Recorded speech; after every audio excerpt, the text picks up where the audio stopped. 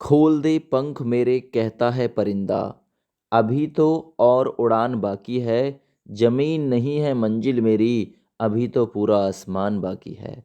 नमस्कार दोस्तों, मैं हूं विनोद। स्वागत है आप सभी का आपके अपने यूट्यूब चैनल पब्लिक कैरियर में।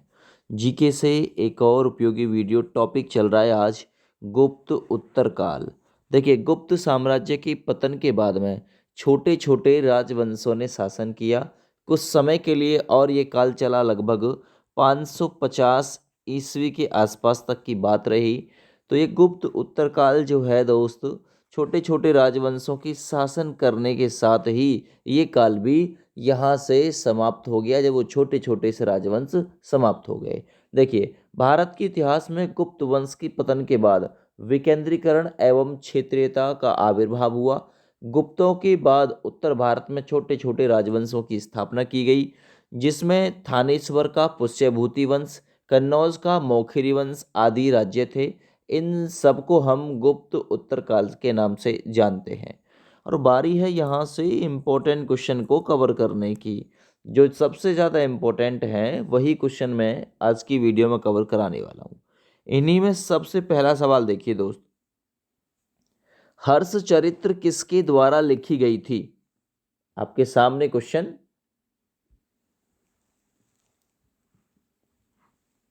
देखिए, जो हर्ष चरित्र लिखा गया था दोस्त, बाणभट्ट के द्वारा लिखा गया था। ए ऑप्शन बिल्कुल राइट है।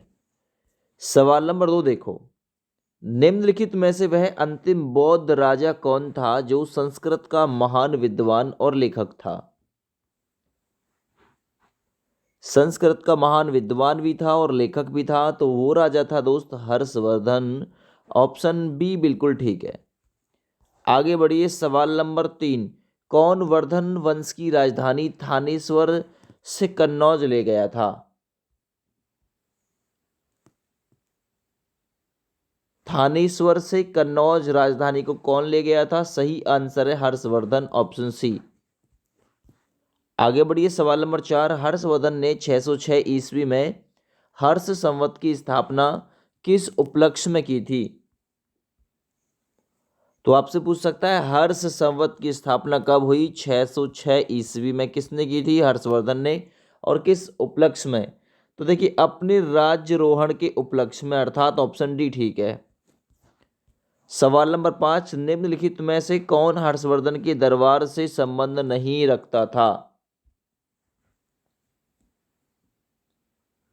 बाणभट्ट रखते थे, भर्तहरि रखते थे, मयूर भी रखता था, लेकिन कालिदास, हर्षवर्धन के दरबार से संबंध नहीं था इनका। आगे बढ़िए, हर्ष के शासनकाल में उत्तर भारत का सबसे महत्वपूर्ण शहर कौन सा था? सही आंसर जाएगा, सबसे महत्वपूर्ण शहर था कन्नौज, जिसे आज इत्र नगरी के नाम से भी जानते हैं। आगे, हर्ष की जीवनी किसने लिखी थी? सही आंसर जाएगा बाणभट्ट, ऑप्शन सी। इन्होंने लिखी थी हर्ष की जीवनी। सवाल नंबर 8, हवेंगसांग भारत में लगभग कितने वर्ष रहा? सही आंसर है 15 वर्ष रह के गया था हवेंगसांग भारत में। किस चीनी यात्री को वर्तमान शाक्य मुनि एवं यात्रियों में राजकुमार कहा जाता है? वर्तमान शाक्य मुनि और यात्रियों का राजकुमार, या यात्रियों में राजकुमार कहा जाता है, कौन था? सही आंसर है हवेंगसांग, है ना। ये जो हैतसांग लिखा हुआ है ना, यही ऑप्शन ए बिल्कुल ठीक है, हवेंगसांग। थानेश्वर में वर्धन वंश पुष्यभूति वंश की स्थापना किसने की? वर्धन वंश या पुष्यभूति वंश की स्थापना किसने की थी? सही आंसर जाएगा पुष्यभूति वर्धन ने, ठीक ना, ऑप्शन बी ठीक है।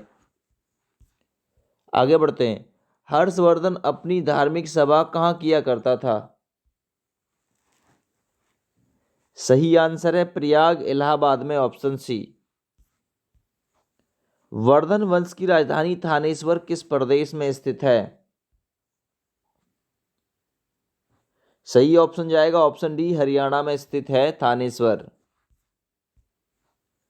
हवेंगसांग के सम्मानार्थ एवं महायान धर्म के प्रचारार्थ हर्षवर्धन ने कहाँ महासभा का आयोजन 643 ईस्वी में कराया था? ऑप्शन ए कन्नौज में कराया था। ए ऑप्शन ठीक है बिल्कुल। कुंभ मेला को प्रारंभ करने का श्रेय किसे दिया जाता है? 4 जगह लगता है, 6 वर्ष बाद अर्धकुंभ लगता है और 12 वर्ष बाद महाकुंभ लगता है, याद रखना। हरिद्वार में लगता है, प्रयाग में लगता है ना। 2 जगह और हैं, कहाँ कहाँ कुंभ मेला लगता है, जरा आप लोग भी कमेंट करके बता दीजिए।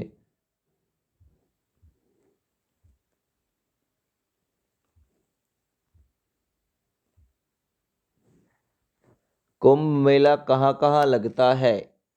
4 जगह लगता है दोस्त। एक तो नासिक में लगता है, याद रखना, नासिक, ठीक है ना। अगला उज्जैन, उज्जैन में भी लगता है ये।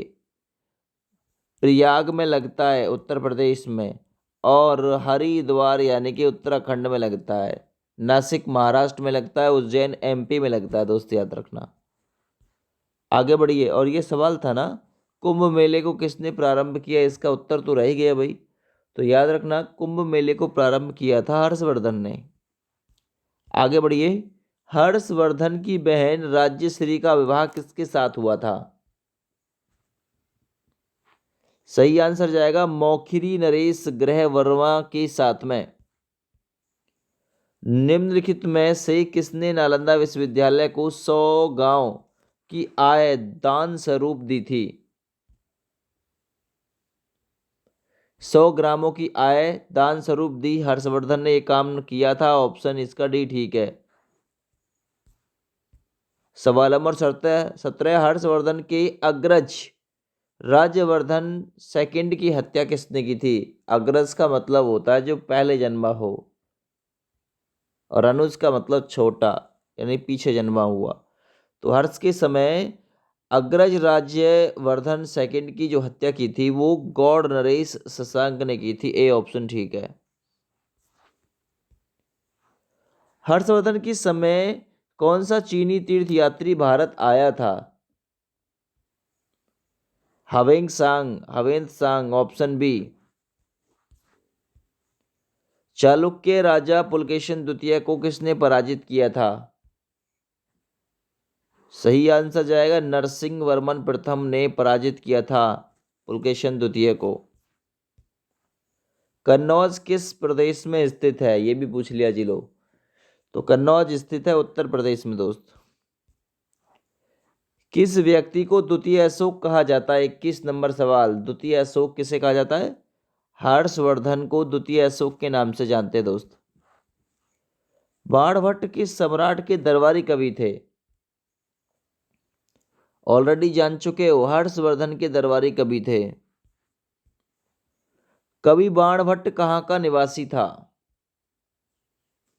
तो याद रखना, ये थानेश्वर का निवासी था कवि बाणभट्ट। नागानंद का रचनाकार कौन था? सही आंसर है हर्षवर्धन नागानंद के रचनाकार थे। हर्ष एवं पुलकेशिन द्वितीय के मध्य हुए संघर्ष की जानकारी कहां से मिलती है? किन दोनों के मध्य युद्ध हुआ? तो ये एहोल अभिलेख से मिलती है। ऑप्शन ए ठीक है। प्रतापशील, हूण, हरिण केसरी, महाराजा धीराज नामक उपाधियां किसने धारण की थी? प्रतापशील की, हूण, हरिण केसरी, महाराजा धीराज की उपाधि प्रभाकर वर्धन ने धारण की थी। ऑप्शन बी ठीक है दोस्त। आगे बढ़िए अगले सवाल पे। सम्राट हर्ष ने अपनी राजधानी थानेश्वर से कहाँ स्थानांतरित की थी? तो ये थानेश्वर से उस राजधानी को कन्नौज ले गया था। ऑप्शन सी ठीक है। अगला है शकलोत्तर, है ना, शकलोत्तर पथनाथ किसे कहा जाता है? शकलोत पर उत्तरनाथ या शकलो उत्तर पथनाथ जो कहा जाता है, हर्षवर्धन को कहा जाता है। हवेंगसांग ने किसे शीलादित्य कहा? तो याद रखना हर्षवर्धन को उसने शीलादित्य की उपाधि दी थी। गुर्जरों को किस शासक ने पराजित किया था? हर्षवर्धन। गुर्जरों को हर्षवर्धन ने पराजित किया था। बी विकल्प ठीक है। गुप्त वंश के ह्रास के बाद उत्तर भारत में बड़े भाग का पुनर्गठन किसने किया? हर्षवर्धन ने किया था दोस्त, याद रखना। बंगाल का कौन सा शासक हर्ष का समकालीन था? Option D Shashank. हर्षवर्धन के विजयी जीवन में एकमात्र पराजय देने वाला पुलकेशिन द्वितीय कहाँ का शासक था? यह पुलकेशिन द्वितीय से ही हारा था। तो ये वातापी अर्थात बदामी वंश से संबंधित था और वहीं का ये शासक था पुलकेशिन द्वितीय। 641 ईस्वी में किसने चीन के राजा ताई तुंग्स के पास राजदूत भेजा?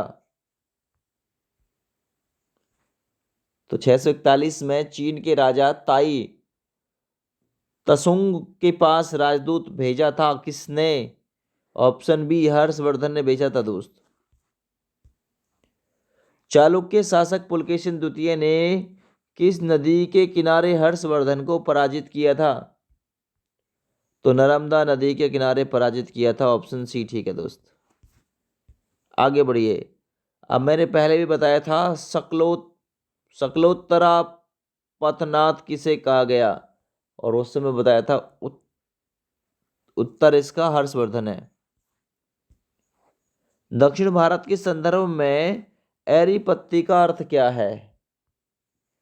तो एरीपत्ती का अर्थ है जलाशय की भूमि। ऑप्शन इसका ए ठीक है दोस्त। और आज की वीडियो का अंतिम क्वेश्चन है, मौखरी शासकों की राजधानी कहाँ पे थी?